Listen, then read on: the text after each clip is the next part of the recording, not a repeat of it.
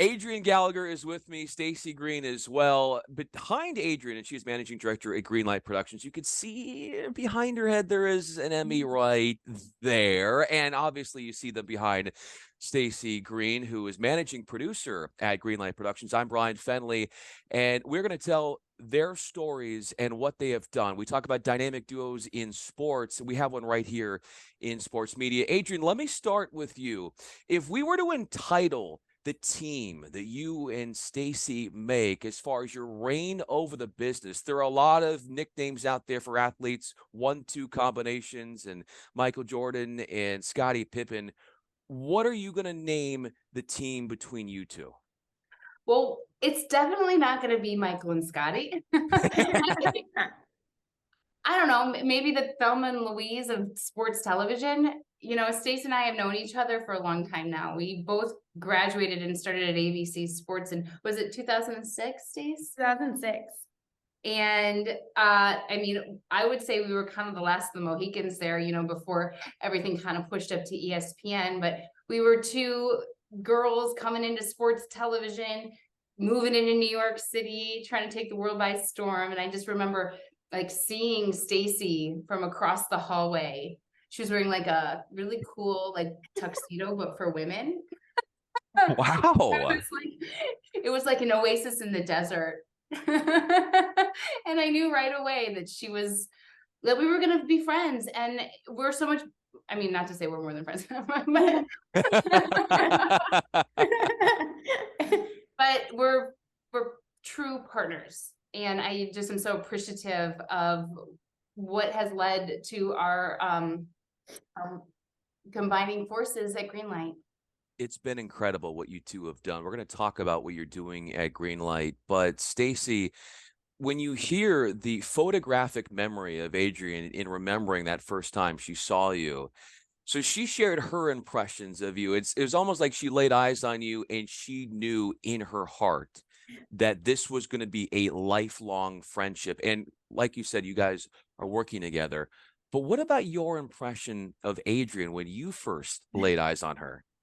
So funny. We were 22 years old and we just felt like anything was possible. Like you were willing to do whatever it took to do it. And there was no better person in that room that shared that sentiment than Adrienne. I remember she was on the Pac-12 crew. So she was literally leaving Thursday to go West Coast every week for the whole entire football season. And I just knew that she had the grit doing that to get it done, right? Like it takes a certain someone to do that week in and week out. And you know, that was my impression, that here I was back in the studio, but she was getting on a plane every Thursday, coming back every Sunday, and staying there to all hours of the night to do it all over again the following week. And I think, you know, back in the day, we didn't have things on digital. So we would sit in tape rooms and we would just screen and pack bins and do it all again. What is it? I don't remember what she was wearing. I was going to say, okay, you don't remember that. No, but I do vividly recall Adrienne's cafeteria choices. And what were they? She was vegetarian at the time and was willing to make anything in that salad bar work. Anything. Like I was going for the pasta bar, and she was like, "Oh no, like anything in that salad bar was going to work to her, like no matter what it was." So Adrienne, like how creative are we talking here with food at that point? Oh my God. Well, I just went through this phase. I think it was a searching phase in my early 20s. And this is what happened. I got really into yoga. I mean, as you might imagine, flying back and forth from the West Coast every week, laying down 100-hour weeks. So I grew up in Ohio, like thrust into New York City. I just think I was like a little bit searching. And so I started yoga, and there was a woman who owned the yoga studio, who was she was a macrobiotic lady. And she said, well, you take on the energy of any food that you put into your body. And I was like, why didn't anyone ever tell me this? What is more neurotic and psychotic than a chicken. And I was like, I don't need this. I don't need this chicken energy in my life. You know, so she'd be like, okay, every time you eat a meal, you need to eat something that grows down, that grows out, and grows up. And here I am, 23 years old, being like, okay, what in this salad bar grows down? So testament to Adrienne, she got so many of us to go to this yoga studio. So many of us. And it was Bikram yoga at the time, which probably wasn't like breaking any ground per se. And they did not discover that the floor should be hardwood yet, and they were carpet. So you literally had this sweat box on the Upper West Side of Manhattan that we would go to, and we would recruit another producer and another producer and another producer to go to this sweat box with us. And they would do it. They needed it. And they liked it. There were some of them, by the end of it, they like got a membership. Well, when you're doing yoga at that point, is it a stress reliever? Is it to meditate? What are you using it as far as a vehicle for what both of you are trying to accomplish? Well, let me just also tell you that Staci was not meditating in these classes. No. All I can remember is her pacing back and forth going, is anyone else hot? It's so hot in here. I have a rash. It's really hot. You would say that. She'd tell me instructor to look at a rash. So at this point, both of you could teach yoga, considering it sounds like how no. Well, I absolutely cannot. That was like the 2 classes in yoga. Took her whole life. That was the end. Yeah. It was like I have like kids now, so like yoga's really not on the table at this point. But at the time, maybe I needed it. Let me ask you this, Adrienne. How is being a mom sort of like a yoga instructor? It's not at all. Do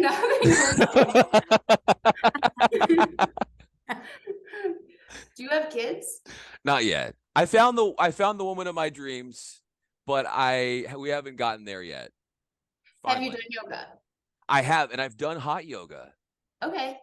So what I guess I could say is like that feeling of like the thing about hot yoga is like it gets you to a point, right, where you can react, where you're like being forced to react.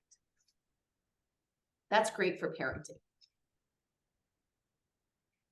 There you go. See, Staci? Yeah. You choose not to react. But I also think that that's why I needed it at the time. Being in live television, especially for someone who maybe not, I would say reflectively, that's not really where I belonged. I needed an outlet to like process like that reality that I was facing. So that reality that you're now facing, Staci, what is your outlet beyond the hot yoga where you're able to reflect, where you're able to take that moment? Because in this business, it is so hard with how hustle and bustle, constantly traveling, working long hours. But what is your way of sort of deprogramming, if you will? Well, that's interesting because I think it's twofold, right? Where I would say one aspect of like reflecting and doing something, like I truly do something I love every single day. And I know a lot of people cannot say that. And I feel incredibly grateful to say that. So when I am handed a project, like I'll use today, for example, I got handed a new client and they need an anthem video. And like every time that happens, the buzz is like, it's just like the first time. It's like, how are we going to make this fun? How are we going to make it exciting? How are we going to make it memorable? And I think every opportunity I get to do that is a moment to reflect and create. And if you have those chances like that, I'm so lucky to that. I feel like that's an outlet. And then I think though, I'm a person that truly believes in balance. So if we're going back to a yoga type of mentality, you got to have those moments, but you also have to have the others. And without the others, you wouldn't be able to have those moments. So I pride on myself on keeping a really good balance. Like I love my weekends. I love them. I have a family. I have 2 young kids. I have 2 dogs, and I'm at peak happiness when I'm with them too. So if I didn't have the combination, I'm not sure I would have it all. My mom has a great saying, and it's not just her saying, you can have it all, but you just can't have it all at once. So I like to think like Monday through Friday, I have like kind of this. And then on the weekends, I have this. And like together, you kind of do get it all at once. I think that is an outstanding perspective, and I want to bring something to you, Adrienne, because you were talking about Staci, and one of the things that you said about her was Staci, over the course of her career, has developed an unmatched ability to make lots of seemingly incongruent elements work together in a cohesive and pleasing way. How does she do that so well, Adrienne? Well, the only way you get good at anything is reps, practice. And Staci worked for how many years were you at ESPN? 15. Started at 2006 and I left 2021. And if you want to stand out at ESPN, you have to get really good at making something out of nothing. That's just the way it is. You have to prove that you're able to put something compelling together before you ever get a chance to spend money doing it, if that makes sense. So she spent a lot of time, many, many years, just finding compelling work, and taking a little sawdust and a little super glue and putting something out that people don't forget. And she has done this over and over and over. It is such a testament to her and her God-given gifts. I mean, and I hate to even call them gifts because she worked really hard to develop them. Staci, when you hear those words from Adrienne, how does that make you feel? I hate being the spotlight, so it makes me if I get a little warm. Sweaty. It's just not my MO, but appreciate them so much, especially coming from her, from someone that I had such a high standard to, and like, you know, glistens in my eyes as well. So hearing that, and yeah, like, as you can tell, I don't have the words because I like pictures better. It makes me, you know, not to use the word grateful again, but I'm so grateful that we get to do this together, that it's her and I, and we're able to play off of each other and we're able to lift each other up. You know, I heard something really interesting the other day. It's either like you're a floor riser or you're a ceiling riser. And I think like the two of us combined make up for both those things. And I think that's what makes this work, is that what she said so beautifully at the beginning is like, her weaknesses are my strengths, and her strengths are my weaknesses, and together it's unmatched. How have you, Staci, been able to be there for Adrienne and, like you said, lift her up and also canvas her strengths? Well, I just think in this business, if you have someone every single day that you can turn to and rely on, that's priceless. To not feel like you're on an island, to not feel like you're just doing it by yourself. But if you have someone that is not going to judge you, that is not going to like say, well, you know, be catty, you know, give you attitude, that is everyone's best interest is at hand. That's what we have. Like there's no egos. Yeah. Can I jump in on that? Yeah. Staci's also, and maybe I'm this way too, but she's the first one to say that's not good enough. Wow. And you need someone to tell you that. Yeah. You know, there's very much an iron sharpens iron relationship between the two of us. And we go through each other's scripts, each other's plans, each other's camera plans, or we'll watch each other's rough copies and we'll say, this is a dead shot. You know, and you need someone who you feel comfortable enough to say, this is, you know, you could do better than this. And that, I think, has made us better as a company. That dynamic which you described, how are you able to be that way and so real with one another and garner so much respect from one another in the world of business, and then keep that level of closeness outside of work as well? when you're expecting so much of each other because of the talent that both of you have so much of, how are you able to have that, but then have that other side where there's the warm, loving outside of work side that both of you are able to sort of marry, if you will? I think it comes from a place of, I don't know if kindness is the right word, but it's just wanting what is best for everybody. And that comes from a work perspective. And it also comes from a life perspective. Like at the end of the day, no matter what column we're putting it at, I just truly want the best for her. And whatever that might mean, that's what we're going to do. And at the end of the day as well, we want to deliver the best possible product we can to our clients. And we have to feel good about what they see first before, we're going to say, hey, this is the best we can do. So I think it goes hand in hand. Like at the end of the day, we just want what is best for each other. Totally. And I think we share goals, it's like, I mean, this is like my relationship advice outside of like a business partnership too. The most important thing is for the two parties to have the same goals. Yeah. And we see our work very similarly in that neither of us would think twice to spend more on a project out of our margin, out of what we make, to make that project excellent.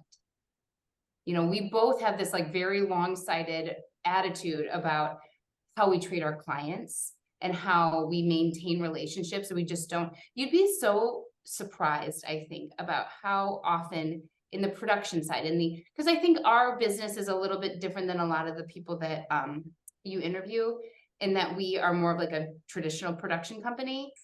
So when we get hired for productions, a lot of times we've had a 10-year relationship with that client. It's not like that in production. A lot of times production companies do one spot, one tease, one feature, and then they burn the bridges. They're walking back over it. That's just not who we are. We're long-term thinkers. And I think that really seeps into the way we interact with each other. That like, I'm going to tell you the truth.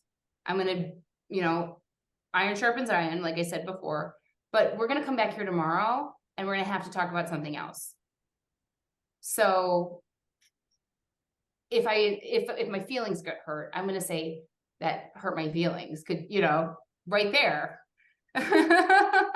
Because we have something else to do tomorrow, we have to like maintain some sort of stasis. Does that answer your question? It does. And in sharing that mindset in the way you two are interwoven with your work, how much of what we know about both of you and your zest for life and the way you go about your business is attached to things that we learn about when it comes to your childhoods? What am I going to learn? If let's say, Staci, so if I knew you growing up, when you were growing up, what traits did you have then that would then foreshadow to the person? I'll start with you first, Staci, the person you would become today. I wish my mom or dad were in here because they would say that I was always born with like a spark and a drive to be the best possible version I could potentially be, no matter what I was doing. And that was on a soccer field for me. I used to play softball until I got hit in the face with a line drive playing shortstop. And I was like, okay, guess we're not doing that again. And so I stopped playing softball, but then I played soccer and I started later.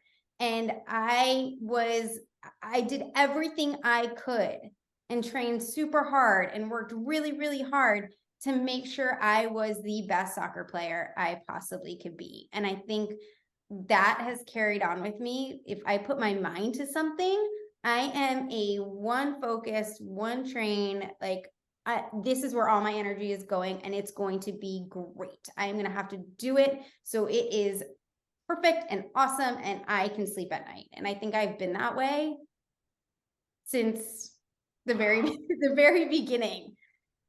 Little miss, it's not good enough. It's not good enough. It was not good enough.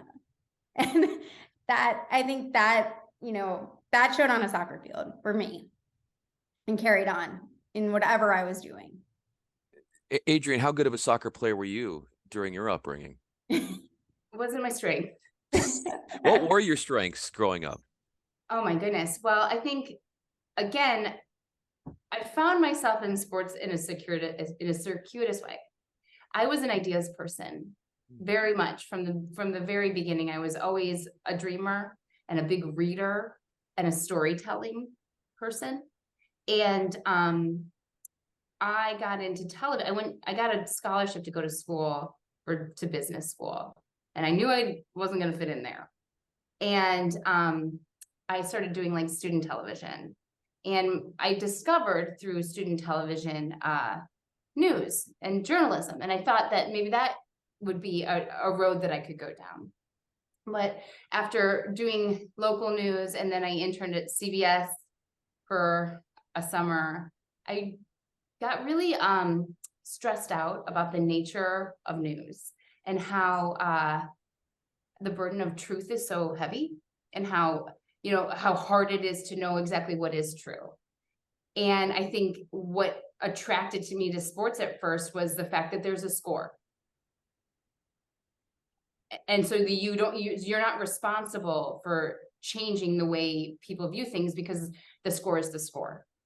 And that's really how I ended up in the sports department. And when I was there, I was at CBS Newswire. And while I was there, I was asked to do a backlog obituary for Muhammad Ali. And so I sat there and listened to hours and hours of archival interviews of Muhammad Ali. And I began to realize that some of the most powerful storytelling is in sports, because the people who are consuming sports haven't already decided what they think about, for example, Muhammad Ali. There's real curiosity, because we're coming to it on an even playing field, right, so to speak. And especially, I think back at that time, that felt more comfortable to me as somebody who's a storyteller. So that is really, I think I just approached sports differently from that day to this. There clearly is an emotional connection that you're feeling when you're looking through the Muhammad Ali tapes. And for you, Staci, as well, with the artistry that both of you are putting on screen, what do you feel internally, emotionally, when you are putting together work of others? And I know you did a recent really nice piece on Annika Sorenstam, for example, that you all did. And I wanted to talk about that, because I saw, first of all, Adrienne, that you got to shoot the Northern Lights. I said that has to be incredible. But the idea for both of you to get the emotional connection, but also to work in such an artistic space. Let me ask this to you, Staci. How has working with imagery and telling stories in unique ways, how has that allowed you in your everyday life to look at life with more of an artistic like mindset? That's interesting. I don't know if it's an artistic, more artistic mindset. I think it's giving me more empathy. Yeah. And isn't that what we kind of all should strive for, is to be more empathetic? So I wouldn't say I feel like twofold. One, yes, am I inspired by things I see all the time? For sure. For sure. But through the work I have done, I would say it has led me to be a more empathetic person, 1000%. And the people that I've met and the stories I have heard and the stories I've gotten to tell, it's led me to change who I am a little bit. Yeah. Yeah. So often we're saying to perfect strangers with cameras on, tell me about the worst day of your life. Yeah. And that changes your heart. But the way, Adrienne, that your heart has changed in having those conversations, what have you noticed? And for you too, Staci, but I'll ask this first to you, Adrienne, has been your way of peeling the layers back and allowing people to revisit traumatizing things in their life where they feel comfortable with you and they're able to go places with you, even if you're not best friends with them, but they've come out of that conversation feeling like a best friend? It happens a lot. I think as I've gotten older, I think, again, to be perfectly honest, I think there was a time in my life when maybe I was a little manipulative when doing these interviews, where I was looking for this story and I didn't care how that was going to affect that person's life. As I've gotten older and I've experienced more in my life, the way I see it is I sit down with someone and I say, we're in this together. And I want you to share whatever you're most comfortable sharing. If you don't want this if you don't want X or Y or Z to get out there, I'm with you on that. Yeah. Because you have to live with the consequences of whatever you say.